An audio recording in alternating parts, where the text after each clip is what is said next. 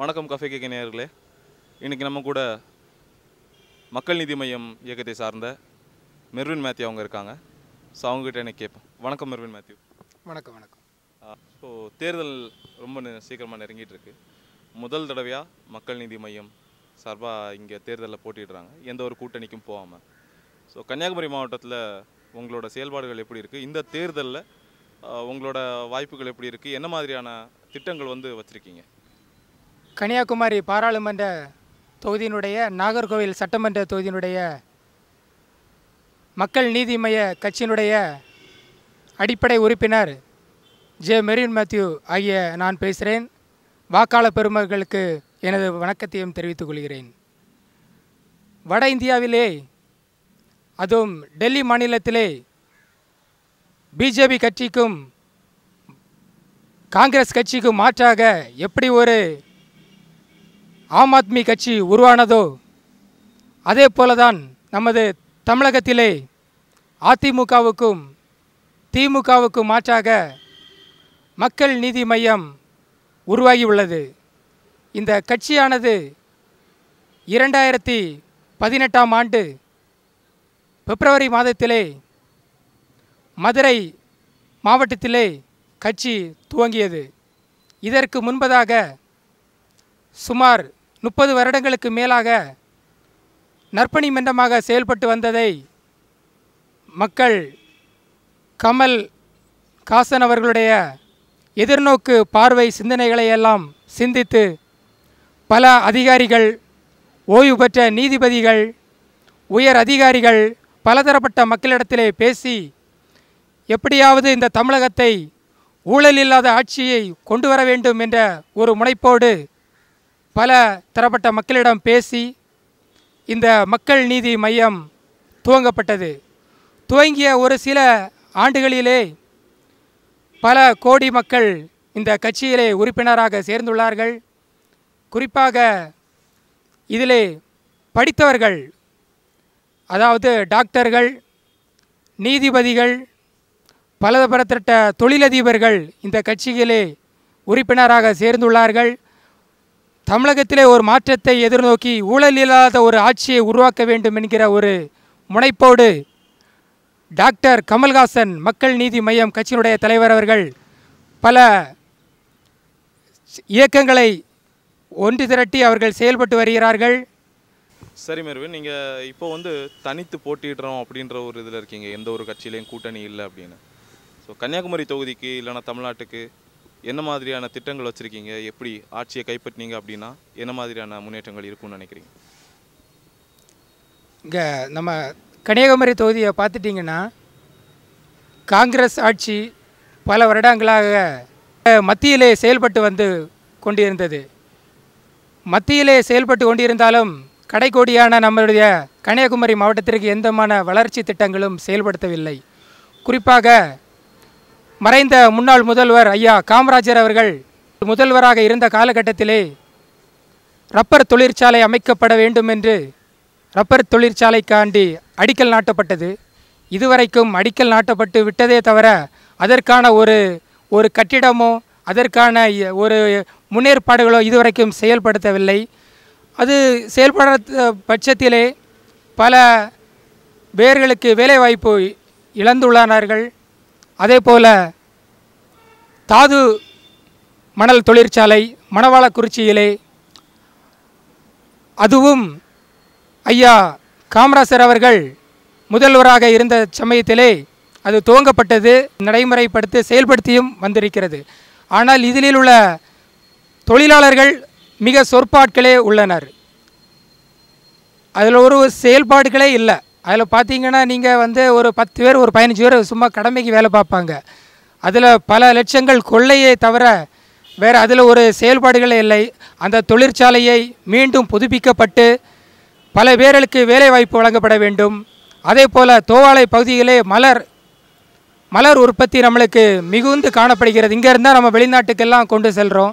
ஒரு நறுமண தொழிற்சாலை கண்டிப்பாக நமது குமரி மாவட்டத்திற்கு தேவை.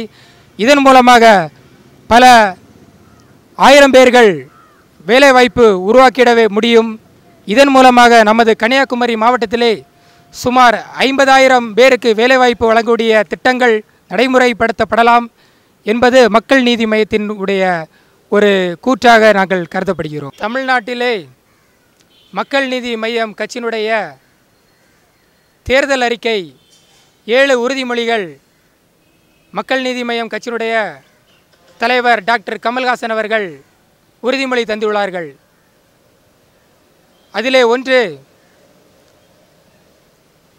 ஊழல் இல்லாத ஆட்சி அமைக்கப்படும், லோக் ஆயுக்தா சட்டம் நிறைவேற்றி அதிலே புதிய அதிகாரிகள் நியமிக்கப்படுவார்கள். இரண்டாவதாக, வறுமை கோட்டிற்கு கீழுள்ள 60 லட்சம் குடும்பங்களுக்கு இலவச வீடு வழங்கி குடிசையில்லா தமிழகம் காண்போம் என்கிற ஒரு உறுதிமொழியையும் கொடுத்திருக்கிறார்கள். மூன்றாவதாக, அனைத்து வீட்டிற்கும் இலவச குடிநீர் வசதி செய்து கொடுக்கப்படும், தண்ணீரை விலை கொடுத்து வாங்கும் அவல நிலையை மக்கள் நீதி மையம் அகற்றுவார்கள். நான்காவதாக, ஆண்களுக்கு நிகராக பெண்களுக்கும் சமமான ஊதியம் வழங்கப்படும், வறுமை கோட்டிற்கு கீழுள்ள மற்றும் 50 லட்சம் பேருக்கு வேலைவாய்ப்பு வழங்கப்பட்டு 500 திறன் மேம்பாட்டு மையங்கள் அமைக்கப்பட்டு அது நடைமுறைப்படுத்தப்படுகிறது. ஆறாவதாக, தமிழகத்திலே ஒட்டுமொத்த வளர்ச்சிகளை முன்னிறுத்தி விவசாயம் மற்றும் அனைத்து துறைகளுக்கும் திட்டங்கள் வகுக்கப்பட்டு செயல்படுத்தப்படும்.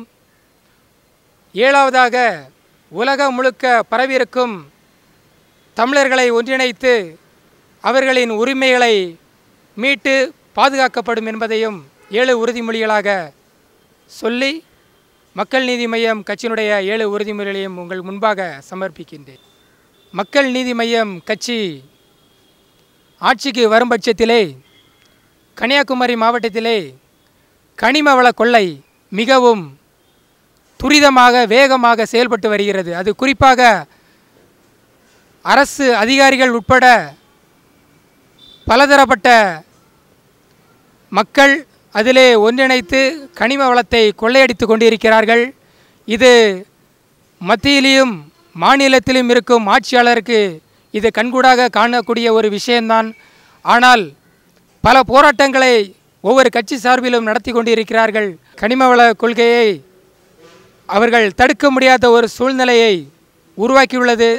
நமது 3 காங்கிரஸ் வேட்பாளர்கள் எம்எல்ஏக்கள் 3 திமுக எம்எல்ஏக்கள் இருக்கிறார்கள். சட்டமன்றத்தில் இதை குறித்து பேசினார்களா என்றே குறித்து தெரியாது. அப்படிப்பட்ட ஒரு சூழ்நிலை நமது குமரி மாவட்டத்தில் இருக்கிறது. இதற்கு முக்கியத்துவம் கொடுக்கப்படும். மக்கள் நீதி மையம் கட்சி ஆட்சிக்கு வந்த பிற்பாடு கனிமவள கொள்கையை குறிப்பாக கன்னியாகுமரி மாவட்டத்தில் இது முற்றிலுமாக தவிர்க்கப்படும் என்பதை மக்கள் நீதி மையம் சார்பாக தெரிவித்துக் கொள்கிறேன். வளர்ச்சி திட்டங்களை பார்த்துட்டிங்கன்னா 4 வழிச்சாலை, அதாவது நீங்கள் கேரளாவை எடுத்து பாருங்கள். கேரளா மாநிலத்திலே மக்களிடத்திலே அனைத்து குறைகளையும் கேட்டறிந்த பிற்பாடு தான் 4 வழிச்சாலைகள் அமைக்கப்பட்டு ஒரு சென்ட் நிலம் இருக்கிறது என்றால் அதற்கு எந்த விலை போகிறதோ விட கூடுதலாக கொடுத்துதான் கேரளா மாநிலத்திலே மக்களை திருப்திப்படுத்தி எந்தவித பொதுமக்களுக்கும் பாதிப்பு ஏற்படாத வண்ணமாக 4 வழிச்சாலை அமைத்து கொண்டிருக்கிறார்கள். குமரி மாவட்டத்தை பொறுத்தவரையிலே விவசாயம்தான் அவருடைய வாழ்வாதாரமாக மிக முக்கிய பங்காக வகித்து கொண்டிருக்கிறது. இந்த விவசாய மக்களிடத்திலே ஒவ்வொரு குறைகளையும் ஒரு உயர் அதிகாரிகளோ அல்லது ஒரு எம்பியோ எம்எல்ஏ யாரும் கேட்கல. அவங்க பாட்டுக்கு வராங்க, அளக்குறாங்க. உங்களுக்கு இவ்வளோ ரூபா தான். ஒரு தென்னை மரம்னா ஒரு தென்னை மரத்துக்கு இவ்வளோ ரூபா, ஒரு கொல்லா மரம்னா அதுக்கு இவ்வளோ ரூபா. அதை விட மிக கேவலமாக ஒரு விறகு என்ன ரேட்டுக்கு போகுமோ சீப்பாக, அதே போல் அந்த 1 சென்ட் நிலத்தை சீப்பாக விலை கொடுத்து வாங்கி மக்களுக்கு வேறு இடத்த கூட கொடுக்காம 4 வழிச்சாலைகள் அமைத்து கொண்டிருக்கிறார்கள்.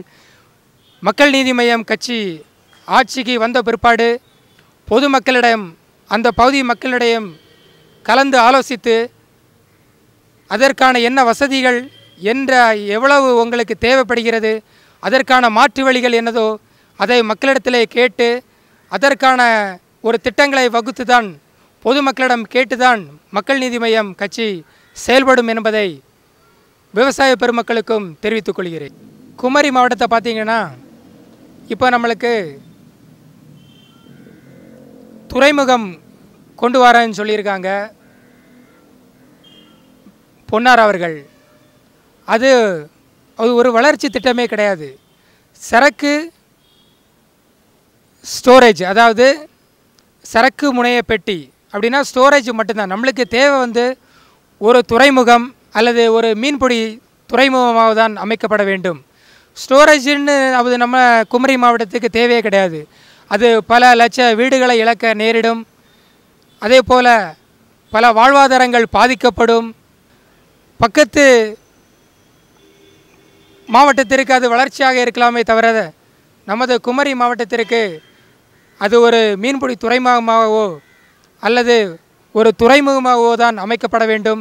சரக்கு முனைய பெட்டியாக அது செயல்படுத்தக்கூடாது என்பது மக்கள் நீதி மய்யம் கட்சியினுடைய ஒரு செயல்பாடாகவே இருக்கிறது. மத்திய இணையமைச்சர் மதிப்புக்குரிய பொன் ராதாகிருஷ்ணன் அவர்கள் பாரதிபுரம் மற்றும் மார்த்தாண்டத்திலே 2 மேம்பாலங்களை அமர்த்தி இருக்கிறார்கள். இதை நீங்கள் பார்த்தீங்கன்னா அந்த பாலம் இரும்புகளால் கட்டப்பட்டு இருக்கிறது. கேரளா மாநிலத்தை பார்த்தீங்கன்னா மக்கள் போராட்டம் நடத்துவாங்க. இரும்பு பாலம் இல்லை, அது காங்கிரீட் போட்டு அதற்கு மேலாகவும் காங்கிரீட் போட்டு தான் அந்த பாலம். அப்படி ஒவ்வொரு மாநிலத்திலும் நடைபெற்று வருகிறது.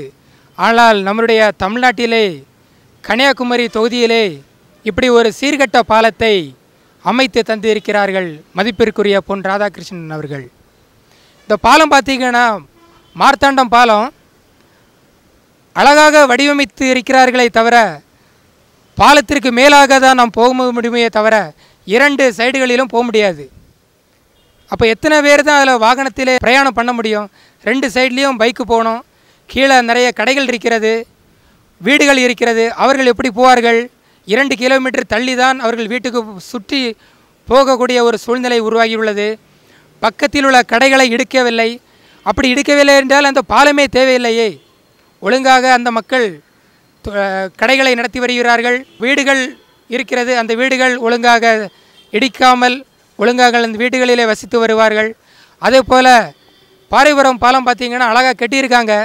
ஆனால் ஜெயசீரன் ஹாஸ்பிட்டலிருந்து நம்ம பாரிபுரம் போகும்போது ஈபிக்கு வரும்போது அங்கே நம்ம வர முடியல. நம்மளால் பாரிபுரம் போய்ட்டு சுற்றி தான் வர முடியுது. அப்படி பார்த்திங்கன்னா 2 கிலோமீட்டர் சுற்றி வர வேண்டியிருக்கு.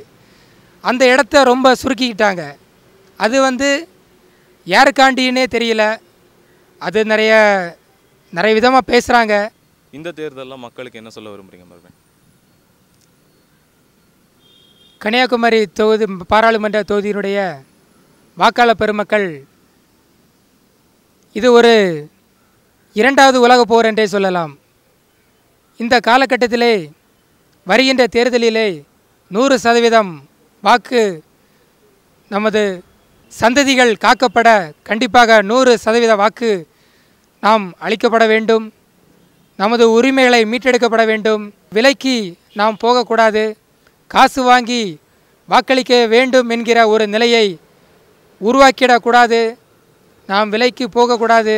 100% வாக்குகளை நாம் தொகுதி மக்கள், வாக்காளர் பெருமக்கள் ஒவ்வொருவரும் வாக்களித்து தகுதி வாய்ந்த, மிகவும் படித்த, அனைத்து பலப்பட்ட மக்களோடும் பேசி பழகுகிற ஒரு பாராளுமன்ற தொகுதியினுடைய மக்கள் நீதி மய்யம் கட்சியினுடைய வேட்பாளர் திரு எபினேசர் தொழிலதிபர் அவர்களுக்கு நீங்கள் வாக்களித்து அவர்களை வெற்றி பெற செய்யுமாறு மக்கள் நீதி மய்ய கட்சியினுடைய கன்னியாகுமரி பாராளுமன்ற தொகுதி நாகர்கோவில் சட்டமன்ற தொகுதியுடைய உறுப்பினர் திரு ஜே மெர்வின் மேத்யூ ஆகிய நான் என் சார்பாக கேட்டுக்கொள்கிறேன்.